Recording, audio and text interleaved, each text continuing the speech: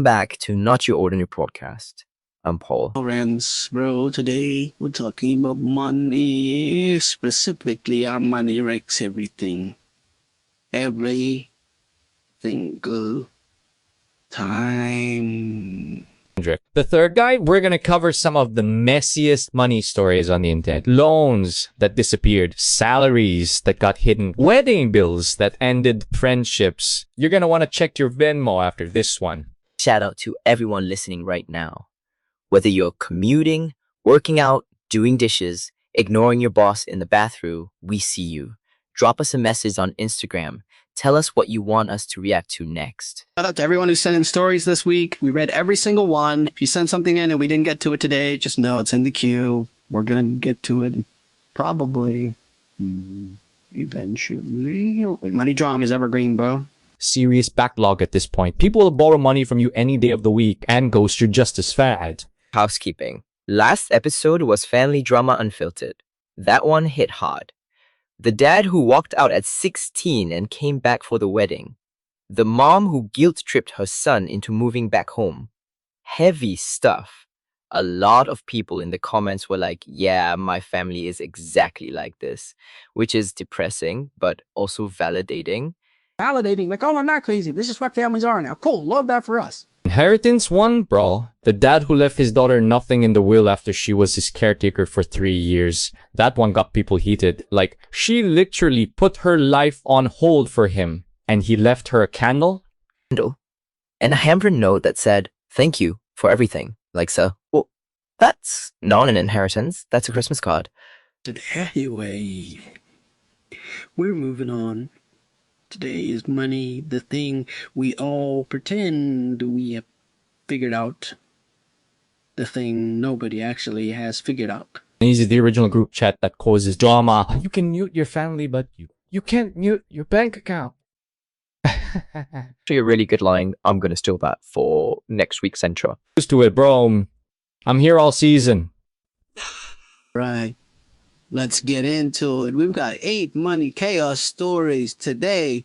We're going to go through each one, react, debate, and probably make some questionable financial decisions along the way. No names. We're not doxing anybody, just the vibes. The friend who borrowed 50,000 pesos and ghosted. We're starting with the big one. 1,000 pesos. That's not pocket change. That's like 2 months' salary for most people. That's a small car. That's rent for a year in some places. So listen to this one. So this girl, let's call her the lender, she had a close friend from college. Like 10 years of friendship. They were in each other's weddings. They knew each other's parents. Solid friendship. Right, the kind of friendship where you don't even think twice about helping out. Exactly. So the friend hits her up one day, says she got into a car accident, she's okay, the car is totaled, she doesn't have insurance, and she needs to rent a car for work because her job requires driving. Total emergency. She's crying on the phone, she's stressed. She needs 50,000 pesos by Friday. Classic setup, right amount of urgency, right amount of emotion. That's a textbook asked. So the lender says yes. Of course she says yes. This is her best friend of 10 years. She transfers the money. She even says, don't worry about it. Pay me back whenever you can. No rush. No rush. Because that's what you say to family. And this girl was family. Happens. What happens is, and I swear this is real, the friend blocks her on every platform. Instagram, Facebook, Viber, WhatsApp, just gone. Like she never existed. No way after 10 years. 1,000 pesos. Gone in one transfer. And 10 years of friendship, gone in one block. Gone. And the lender is sitting there like, did I just get scammed by my best friend? Like, did I imagine the last 10 years? I would lose my mind. I would be physically ill. That's not just money. That's betrayal on a level I cannot even describe. Here's the thing though, and I want to be careful here because this is real. Sometimes the friend doesn't block you because they're a scammer. Sometimes the friend blocks you because they're ashamed. They took the money, they couldn't pay it back, and instead of facing you, they ran. That's a really fair point. But, bro, if you were ashamed, you should still pay it back, not block them. That makes it 100 times worse. And how honestly, the blocking is what makes it unforgivable. If she come back and said, hey, I know I owe you. I can't pay it all right now. Here's $100 a month. That's one thing. But blocking, that's forever. Viking is the statement. The blocking says, I don't care about this friendship anymore. The blocking says, your 50,000 pesos bought me an exit. Lender in the story, she eventually finds out through a mutual friend that the friend who borrowed the money, she didn't have a car accident. She didn't need a rental. She needed to pay off a guy she'd been seeing because apparently she was in a situationship with some dude who had a gambling debt and she was paying it off. So the 50,000 pesos wasn't for a car, was for some random guy's gambling debt. Exactly right. And the friend, the lender, she's the one paying for someone else's bad decisions. And you know what's worse? She never got the money back. Not a single peso. The friend moved apartments, changed jobs, disappeared into a new life. And the lender is just out 50,000 pesos and 10 years of friendship. That's actually devastating. Like, that messes you up. That's a level of betrayal that doesn't heal quick. Here's the lesson, bro, and this is gonna sound harsh, but don't lend money you can't afford to lose. If 50,000 pesos would wreck your budget, you can't lend it, period. True. But also, don't borrow from friends if you're gonna ghost them. That's the actual lesson. True, both should be in the manual. There's no manual. But there should be. Push back on the lender for a second. Because I'm not gonna lie, bro, when I first read this story, my first thought was, why would you lend 50,000 pesos to anyone? Like, even your best friend. Especially your best friend. Wait, what? You're saying she shouldn't have lent it? The moment the friendship has a financial transaction attached to it, the friendship changes. It becomes something else. It becomes a creditor-debtor relationship on top of a friendship. And that's a different thing. It's actually a fair point. And I've thought about this a lot. Because there are people in my life I love deeply. And I would do almost anything for them. But I wouldn't lend them 50,000 pesos. Because I know what it does. What does it do? It's a clock on the friendship. Every day that money isn't repaid, the friendship has this shadow over it. And even if your friend is good for it, even if they're trying to pay it back, every interaction has this quiet question in the background. Like, are they going to mention the money? Are they going to ask? Is this the moment they bring it up? And if they do bring it up, you feel bad for asking. And if they don't bring it up, you wonder if they're ever going to. So you're stuck in this weird limbo where both people are uncomfortable and nobody wants to talk about it. Money and friendship, is a bad combination. Here's what I've decided. I don't lend money to friends. Period. If a friend needs help, I'll give it to them. But I'll give it with the understanding that I'm giving it, not lending it. Because then there's no clock. There's no expectation. There's no awkwardness. Actually, a really mature take. And I think a lot of people don't realize they have that option. They think it's either lend or refuse, but there's a third option, which is give. The give option. And look, sometimes you give and you never see the money again. And that's okay because you gave it as a gift, not as a loan. The gift has no strings. There's no resentment. There's no expectation. It's just, I love you. Here's some help. No pressure. Actually, a beautiful philosophy. I'm stealing that. Story 2. The partner who hides their salary. This one, okay, so this one's a couple. They've been together for 4 years, living together for 2, sharing rent, sharing groceries, the whole thing. The model setup, 50-50. Or so they think. Shown. So one of them, let's say it's the guy, he finds out that his girlfriend has been hiding how much she makes. Specifically, she's been telling him she makes around 40,000 pesos a month, and they split everything based on that. 50,000. Got it. Half of rent, half of utilities, half of groceries, all of it. Based on the assumption that they make roughly the same. Same thing. So the guy finds out, I'm not going to say how, but he finds out that she actually makes 90,000 pesos a month. 90 and almost 100. And she's been hiding it for 2 years. 90. And she's been saying 40. Bro, that's a huge gap. More than double. So for 2 years, she's been paying 40 share of the bills while banking the extra 50 every single month. That's 100,000 pesos a year she pocketed. So I was going to say, Kane Festi. Things look right. And the guy, he's making 60. So he's paying 60's share, which means he's been subsidizing her lifestyle without knowing it. Wait, how does that work? If she said she made 40 and he makes 60, why is she paying the smaller share? I see the confusion. Let me clarify. They split everything 50-50. So if rent is 30,000, each pays 15. But she's making 90 and saying she makes 40. So she's putting in 15 while banking the extra 50. He's putting in 15 while making 60. So actually, she's saving money he doesn't even know she's saving. Brainly, she gets to live the same lifestyle as him, pay half the actual cost of her share of expenses, and pocket the rest. Exactly. And he's over here thinking they're equals in this, thinking they're building something together, and she's playing a financial game he doesn't even know is happening. Cold. That is genuinely cold. Like, the deception isn't even about the money. It's about the principle. One thing to make more than your partner, that's fine, but hiding it for 2 years, that's a different thing entirely.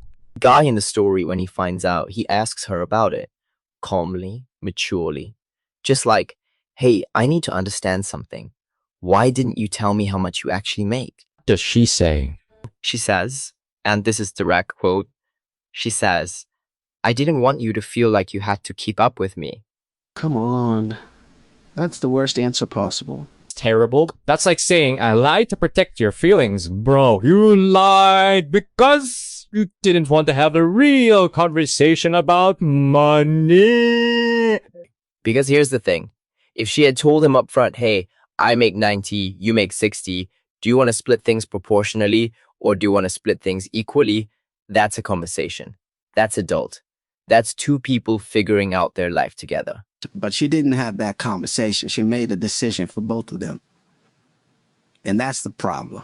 Yeah, money lies are the worst lies because they affect everything. They affect where you live, they affect when you retire, they affect whether you can take a vacation, they affect everything. Guys now sitting there wondering, what else has she been hiding? Like, if she lied about her salary, what else?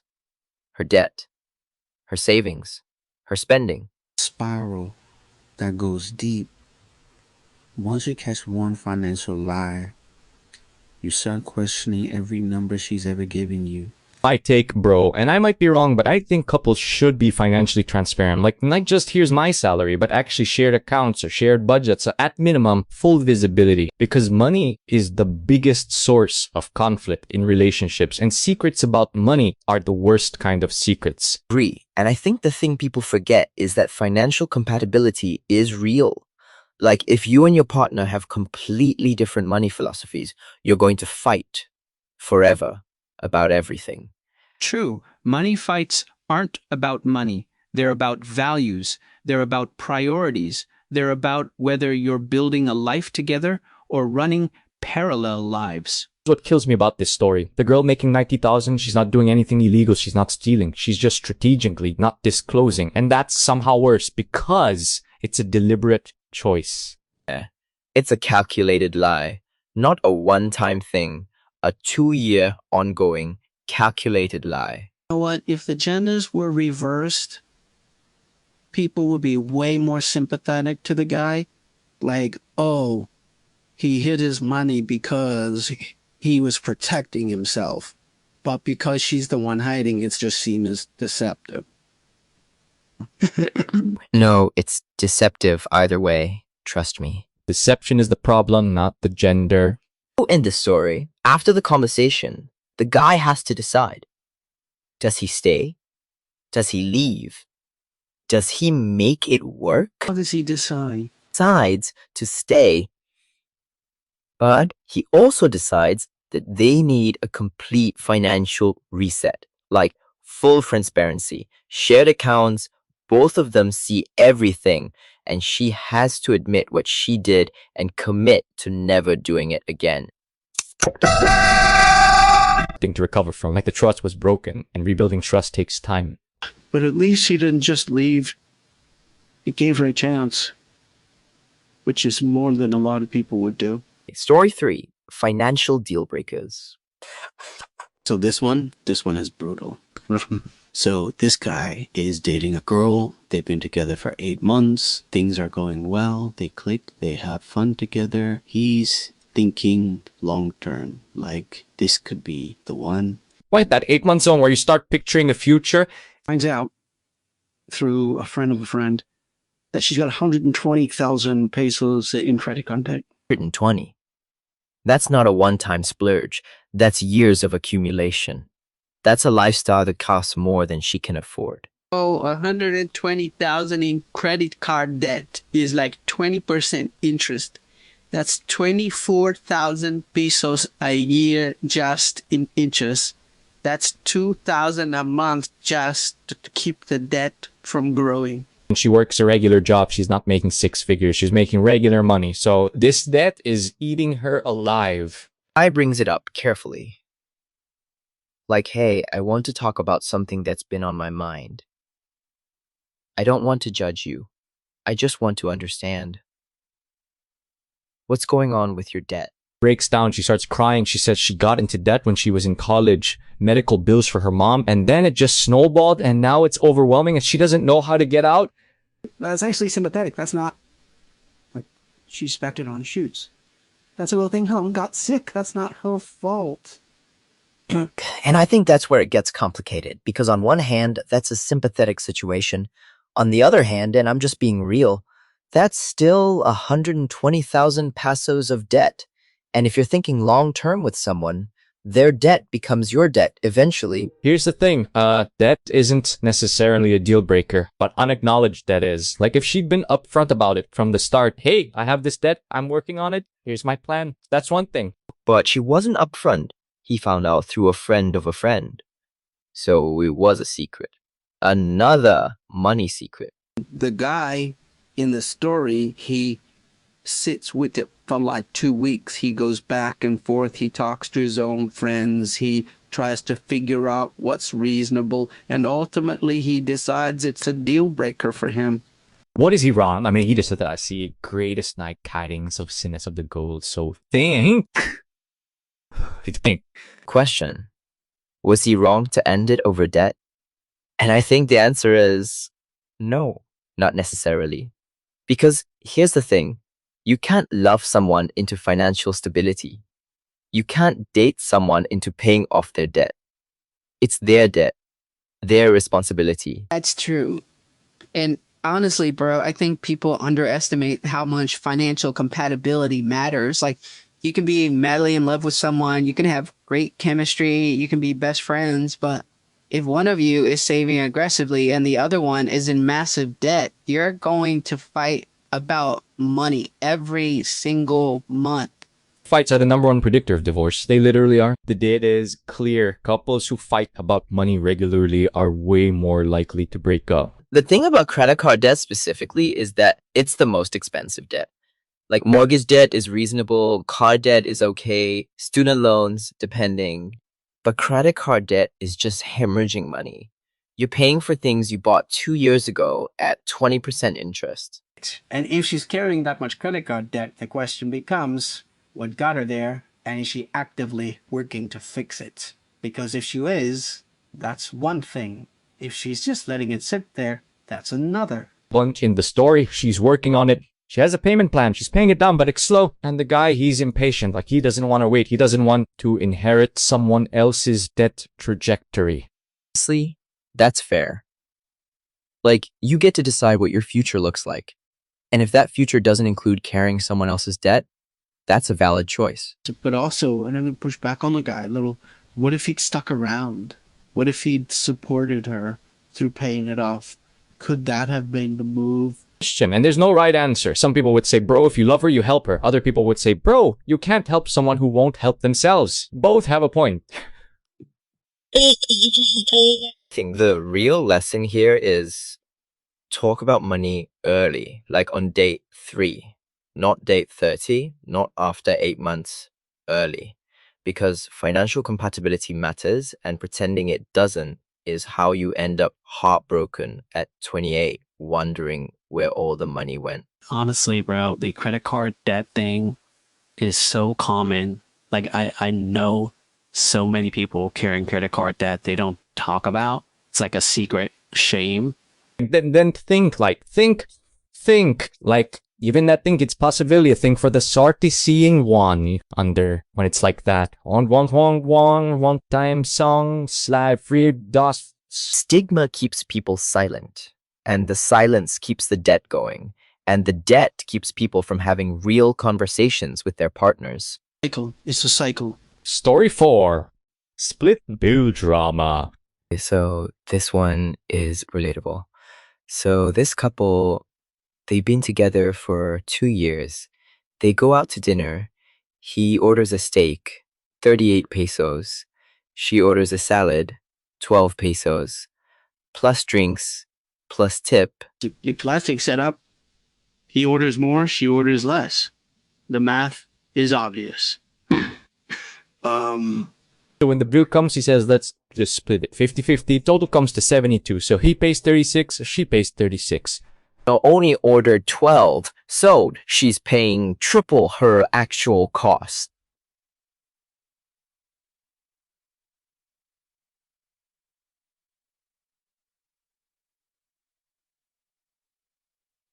But she only ordered 12, so she's paying triple her actual cost. Brings it up like, hey, why are we splitting this evenly when I ordered less? And he says, and this is the line, he says, I don't keep track of who ordered what, bro. I don't keep track. Defense, that's the worst. Because what you mean is, I want to pay less. What you're saying is, I don't want to do math. Oh, the math is right there.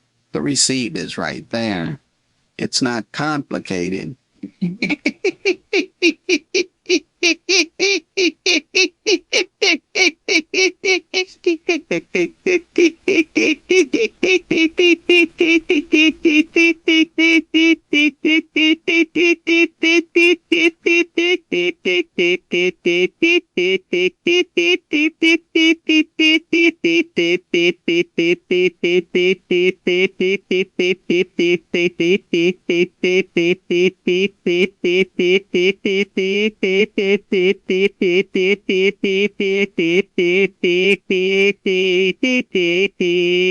be clear, and I want to be fair here, there's an argument for splitting everything.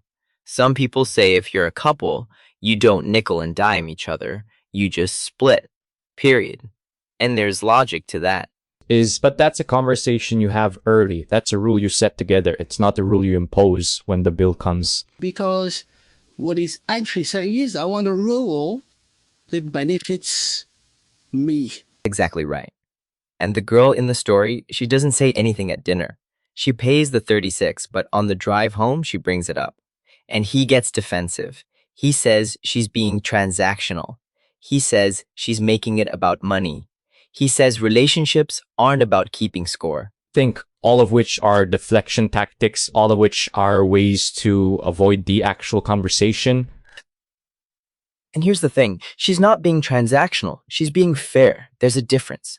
Transactional is, I want something for nothing. Fair is, we both pay for what we ordered. Honestly, bro, this is one of those things that breaks people up. Not the steak, not the salad. The fact that he refuses to have the conversation. Yeah. The conversation is the relationship. If you can't have uncomfortable conversations about money, you can't have a relationship. In the story, this happens 4 or 5 more times over the next few months. Different restaurants, same dynamic. He orders more, he splits even. She brings it up, he gets defensive. That's a pattern. And patterns don't fix themselves. Work. And eventually she has a moment where she's like, I'm not doing this anymore. Either we figure out a fair system or I'm done having dinner with you. What he says? He says, fine, then I'll just not order as much, which is passive aggressive. That's not the answer. The answer is, let's figure out how we want to handle this. That's the worst response because now he's punishing her for the conversation by changing his behavior in a way that makes both of them unhappy. That's an exaction that you use want to do. We do want to know the first define it lively, think the knowns are talks, think the another still let me at the middle to take a round. When you am since quote you, but you can out to the dog compensate that and do it. You have to actually say that. It's the thing. And I think this is the actual lesson. Split bill dynamics are a microcosm of the whole relationship. How you handle small money conversations predicts how you handle big money conversations. If you can't talk about a 72 peso bill, you can't talk about a house down payment, or a wedding budget, or retirement savings. Money conversations are relationship conversations. They're not separate. Honestly, I think split bill dynamics also reveal power dynamics. Like, who orders more? Who picks the restaurant? Who suggests the activity? These things aren't neutral. They tell you who's leading and who's following in the relationship. Deep, and probably true. Money is power. It always has been. Story 5. Wedding Cost Wars. This one. Okay, so this is a bride. She's planning her wedding. Her parents are paying for most of it, but she wants some things that aren't in the budget. Specifically, she wants a fancier venue, a better photographer, a more expensive dress. Escalation, a dream wedding is always more expensive than a budget. Goes to our fiance and says, hey, can we cover the difference? Like, can we put in maybe 100,000 pesos of our own money to make the wedding what I want it to be? 1,000. So the parents are paying, let's say 200,000, and she wants 300,000 total, and she's asking the couple to cover a third of it. And the fiance, he has savings, he's not broke, but he has his own financial goals. He's saving for a house, he's saving for emergencies, and 100,000 out of his savings would set him back significantly. He says, I can put in 50,000, but 100 is too much. Compromise. That's a reasonable counter. Fine. And I'm gonna try to be fair here because weddings are emotional. The bride loses it. She says, it's our wedding.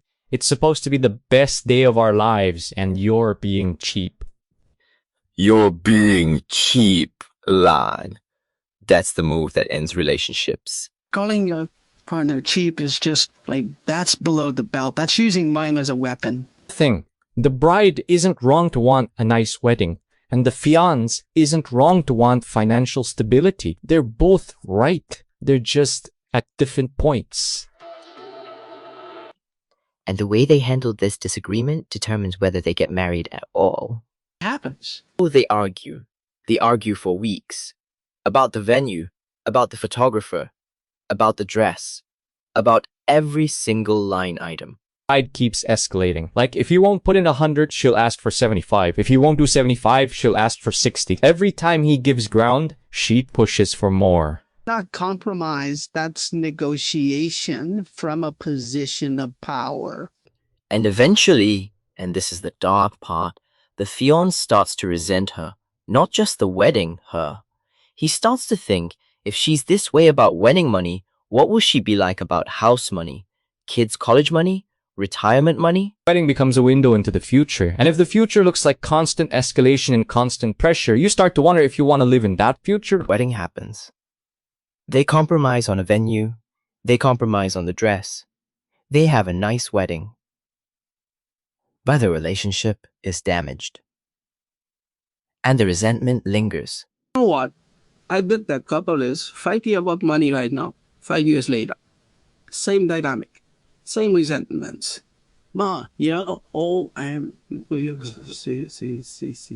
Take, bro, weddings are important, but they're not more important than the marriage. If your wedding planning is destroying your relationship, the wedding isn't worth it. It's true. And I think the bigger lesson is, Talk about money before the wedding.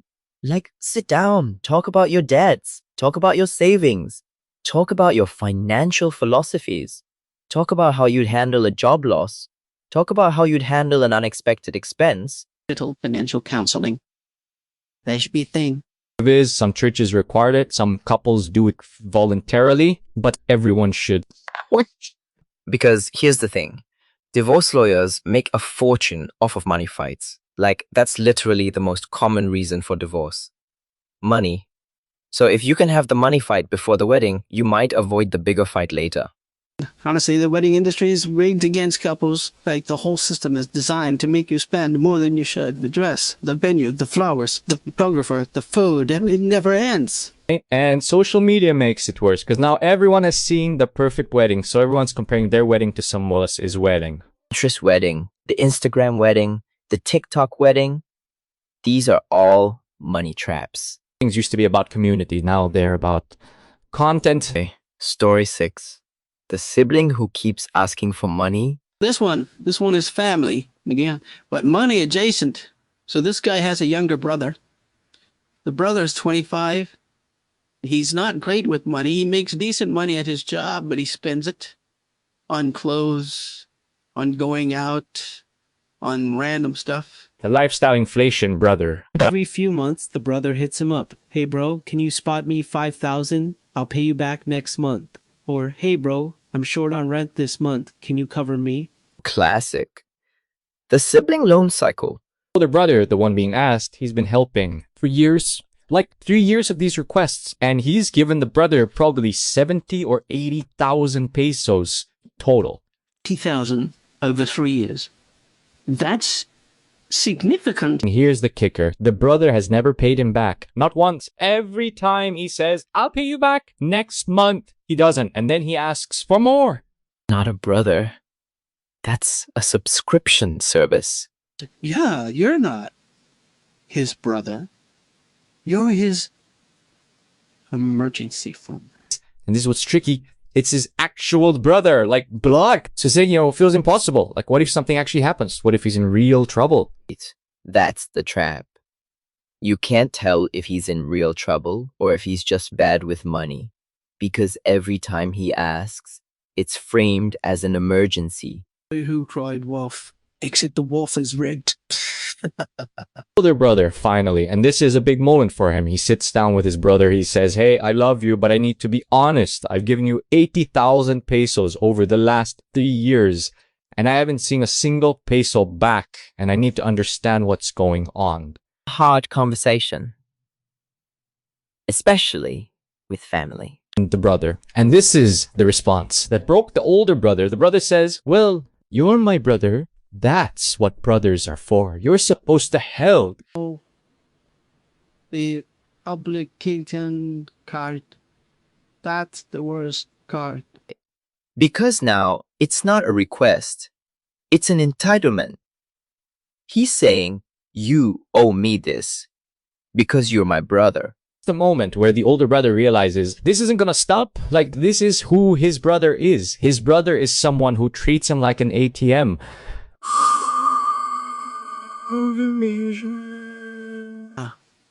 And at that point, you have to decide, are you going to be the ATM or are you going to be the brother? He decides, and this is the move, he decides, I'm gonna be the brother, but I'm gonna stop being the ATM. But to be sitting this stare, think. So he stops giving money cold turkey. He says, I love you, but I can't keep doing this. If you need help, I can help you find financial counseling. I can help you make a budget, but I can't keep giving you money that you don't pay back. Self-love. And honestly, that's probably the right move. Brother, predictably, gets mad. He calls the older brother selfish. He says, when I make it big, I won't remember you helped me. Classic guilt trip. Make it big lying. Though you're 25 and you've never paid anyone back, you're not making it big. That's fantasy. That's cope. The guy making it big doesn't need his brother's money. They don't talk for like 6 months.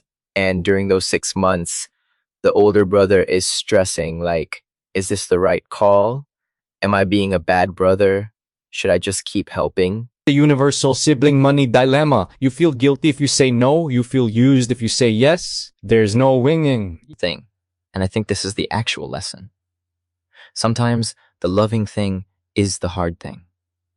Sometimes saying no to a family member who keeps asking for money is the most loving thing you can do, because you're forcing them to figure out their own financial life.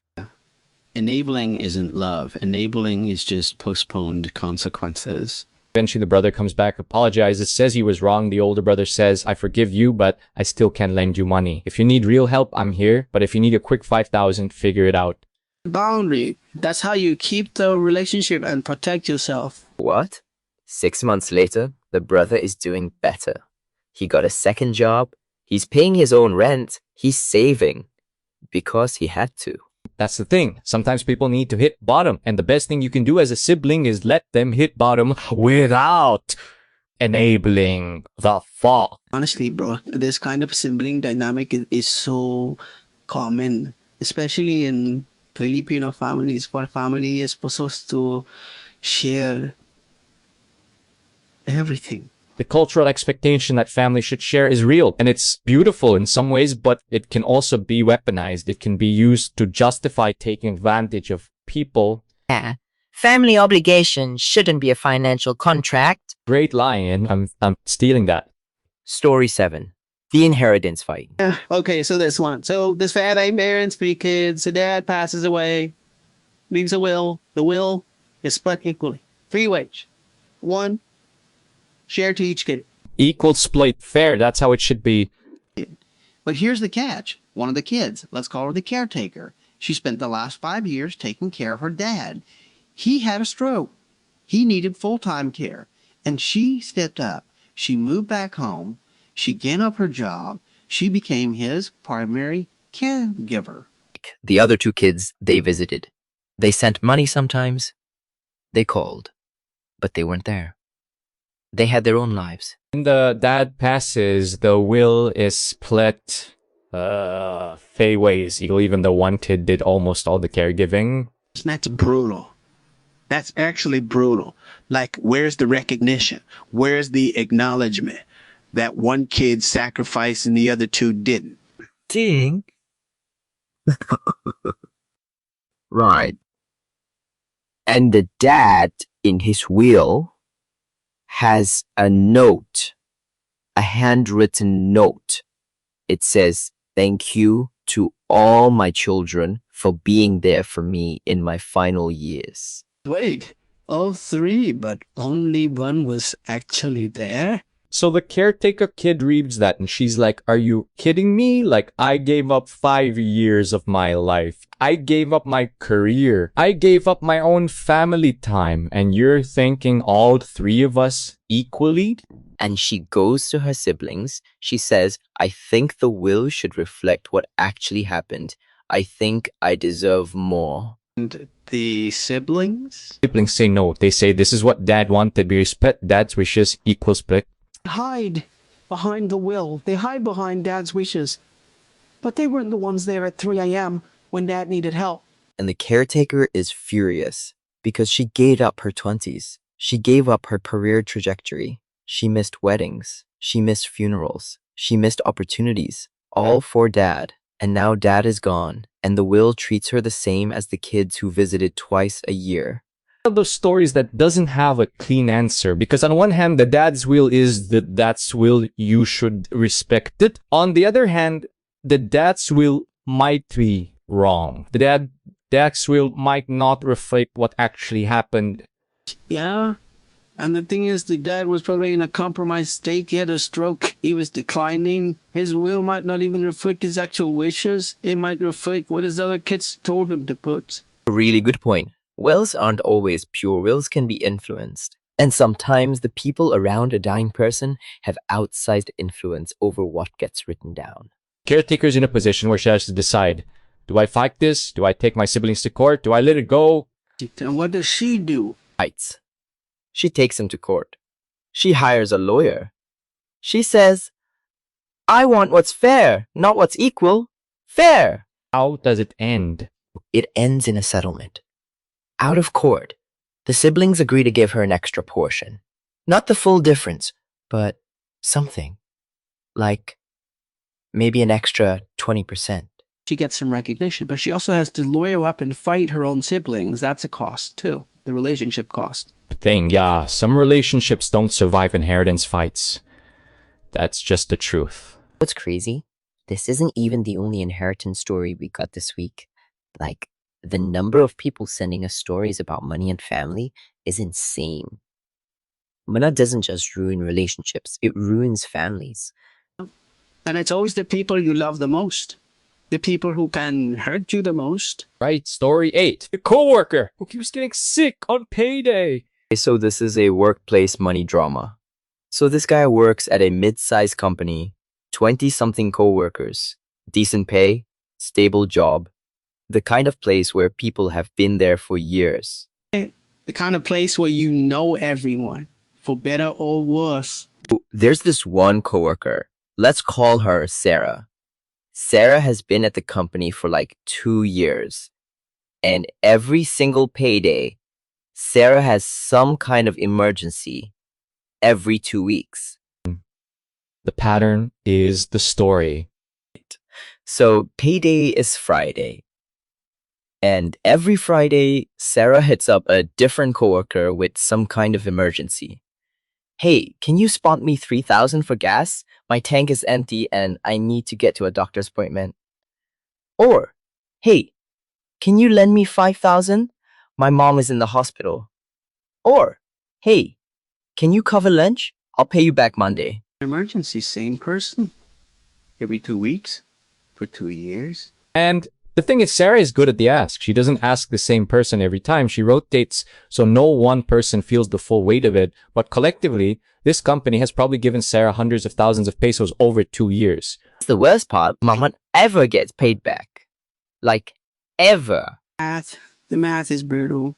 If she's asking for 3,000 to 5,000 every 2 weeks, and she's been there for 2 years, that's roughly 52 paydays. So let's say she's getting 3,000 average per ask. That's 156,000 pesos over 2 years. And 56,000 from co-workers, none of whom have been paid back. And the worst part is, the company culture is so nice that nobody wants to be the one who says no. Because she's a coworker, because she might really need it, because you don't want to be the bad guy. That's how these patterns survive, because everyone assumes someone else will deal with it. Everyone assumes the next person will say no, but nobody does. Someone does. In this story, one of the co-workers finally says no, and Sarah loses it. She calls him cheap. She says, "I thought we were friends." She tells other co-workers that he refused to help her when she was in need. Your campaign. That's the move. For the 8. I think with finality with the Yang truck, then we felt that what I can get, like if I can get it, we can have this area E-O-H-E. Think that this catching the S5E009 made some light from the Minimaxly /3As, the store street evolving, the scenes of the strand and the motion. So C-P-U-F. I'm not take in the Yang cock of the Patrium. You are like the prosperity. The third Satuli returning just falling say why. Think that Miss Stati Scray sick. That's how these things work. The person who finally says no always becomes the villain. Because the pattern wanted to continue. And someone disrupted the pattern. What happens to the guy who said no? He gets socially ostracized. Sarah starts a whisper campaign. Other co-workers distance themselves from him. He didn't do anything wrong, but the office culture makes him pay for it. Well, that guy probably ends up leaving the job. Because who wants to work in a place where you're punished for having boundaries? And Sarah stays. And the pattern continues. Because no one else is willing to be the villain. It's what I hate about money and work. The boundaries are blurry. Like, is it okay to ask a coworker for money? Is it okay to lend? Nobody knows. And the gray area is where the abuse happens. And the answer is no. It's not okay to repeatedly ask coworkers for money. And it's not okay to expect it. But because nobody says that out loud, the pattern continues. So we've covered 8 money chaos stories. Let's wrap this up. Big takeaways? Takeaway 1. Don't lend money you can't afford to lose, and don't borrow money you can't pay back. Takeaway 2. Be financially transparent with your partner. Hiding your salary is hiding yourself. 3. Money fights are relationship fights. They're not separate. If you can't talk about money, you can't be in a relationship. Takeaway 4. Weddings are important, but not more important than the marriage. Takeaway 5. Don't be an ATM for your siblings. Love them, help them grow, but don't enable them. Takeaway 6. Equal isn't always fair. Sometimes the person who sacrificed more deserves more. 7. Workplace money is messy. Set boundaries. Don't be the office ATM. 8. The person who finally says no is always the villain, but that doesn't make them wrong. Before we get to the wrap up, we got to read some of the listener comments from last episode because you guys went crazy in the DMs this week. A lot of people had stuff to say, specifically about the inheritance episode. The dad who left his caretaker daughter a candle. Okay, so first comment from @Maria_Antonio on Instagram. She says, my dad did the same thing. I was his caretaker for 4 years. He left the house to my brother who never visited. I got his old car. I drove away and never looked back. That was 8 years ago. Wibsen. Think. Think of. Yeah. Think. Oh, that's heavy. And she ended with, not looking for sympathy, justing. Sometimes you have to drive away. Actually beautiful. In a sad way, like the closure is the drive away, not the conversation, not the inheritance. The drive away. Sometimes the healthiest thing you can do is just leave. No drama, no fight. Just leave. Comment from @JUncut on Twitter. He says, I'm the brother in your sibling story. I'm 24. I borrowed from my sister for 2 years. She cut me off. Best thing that ever happened to me. Now I have savings. Thanks, sis. Who got cut off? And he's thanking her. That's actually amazing. Sometimes the boundary is the gift. Sometimes the person saying no is the person who actually loves you. Ended with, if you're borrowing from family and not paying back, you're not borrowing, you're stealing. Just say it like it is. A great line. That should be on a t-shirt. Anonymous. They say, I've been hiding my salary from my boyfriend for 3 years. I'm listening to this episode right now and I think I need to confess. Oof, that's real. That's someone listening and having a moment. And if that's you and you know who you are, just have the conversation. It's going to be hard, but the longer you hide it, the worse it gets. Confession is hard. But living a lie is harder. Last one from @TrishyB on Instagram. She says, my husband and I split everything 50-50, even though he makes 3 times what I make. I thought it was fair. This episode made me realize it's actually not fair. We're having a conversation tonight. The conversation. That's exactly the conversation that needs to happen. Not just for her, for everyone. Money conversations change things. They have to happen. All right, now let's actually get to the wrap up. Big takeaways? That's the Money Manifesto. Honestly, bro, I think a lot of people listening right now are sitting in one of these situations. Maybe they're the one hiding their salary. Maybe they're the one whose sibling keeps asking. Maybe they're the one who just had a wedding cost fight. We see you. You're not alone. Money drama is universal. Every family has it. Every relationship has it. Every friendship has it. The question isn't whether money will cause drama. The question is how you'll handle it when it does. The answer every time is honesty. Have the conversation. Have it early. Have it often, even when it's uncomfortable. Especially when it's uncomfortable. Silence around money doesn't prevent money fights. It just delays them. And the delayed fight is always worse than the early conversation. One more thing before we wrap. I want each of us to give our honest reaction to today's episode. Like personally, not as hosts, as people. Okay, I'll go first. So honestly, bruh, this episode hit different for me because I've been on both sides. I've lent money I shouldn't have, and I've borrowed money I didn't pay back fast enough, and both feel bad. Both sides. The thing I learned the hard way is the loan changes the friendship. Like, I had a friend, we're still friends, but it's different. And I lent him money once, 10,000 pesos, and he paid me back, but it took him like 8 months. And during those 8 months, every time we hung out, I was thinking about the money. And I hated myself for thinking about the money, but I did. The trap. The loan poisons the friendship, even when the friend is good for it. So now I don't lend, I give, and the relationship stays clean.